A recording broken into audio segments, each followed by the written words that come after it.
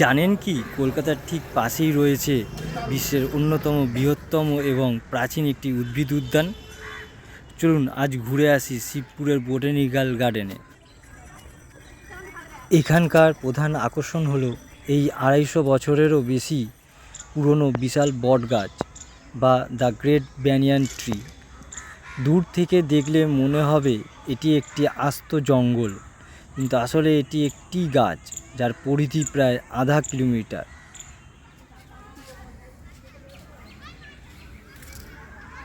কতটা এগিয়ে এসছে, বর্ডার দিয়েছিল তাও এতটা এগিয়ে এসছে।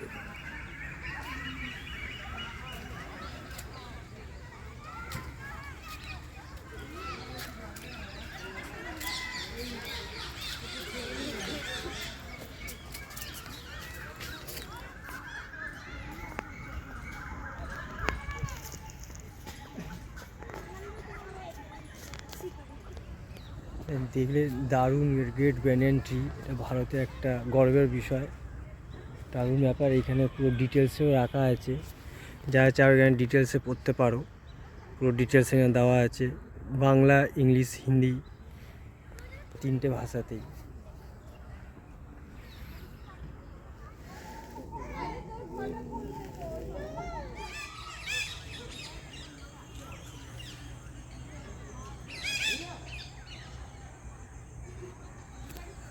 কত রকম পাখির আওয়াজ শুনতেই পাচ্ছ।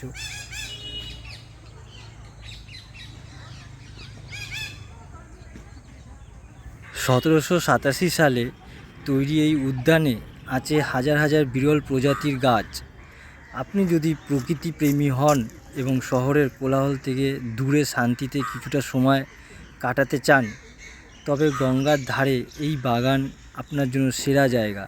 এখানে টাইম হচ্ছে সকাল 8টা থেকে বিকেল 5টা, ততক্ষণে ঢুকতে হবে। আর ঢোকার টিকিট হচ্ছে 30 টাকা ইন্ডিয়ানদের জন্য, খুবই কম। এখানে বোটিংয়ের ব্যবস্থা রয়েছে, ইন্ডিয়ানদের জন্য 50 এবং ফরেনদের জন্য 200 টাকা। আর 30 মিনিট বোট চড়তে পারবে টাইম, 30 মিনিটের বেশি হলে এক্সট্রা আরও 30 টাকা করে লাগবে। খুবই সুন্দর জায়গা বোটিংয়ের, তার খুব সুন্দর একটা পরিবেশে বোটিং। এখানে বাচ্চারাও আসতে পারে, বড়রাও আসতে পারে, খুবই সুন্দর জায়গা। বাচ্চাদের নিয়ে খেলাও ঘোরো।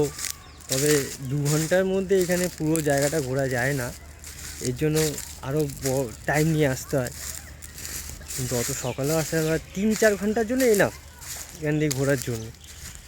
খুবই সুন্দর জায়গা, 3-4 ঘন্টার মধ্যে এখানে ঘুরে বসে ভালোভাবে সময় কাটাতে পারবে।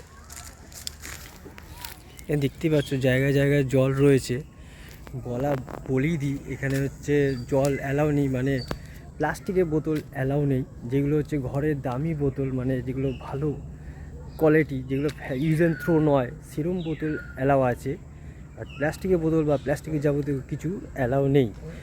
তাই জন্য এখানে যদি জল নাও নিয়ে আসেন, তার জন্য এখানে জলের ব্যবস্থা পরিমাণ ভালো মতনই করেছে। এখানে দেখতেই পেলেন, আমি দেখালাম। এখানে জায়গায় জায়গায় টয়লেটের ব্যবস্থাও রয়েছে।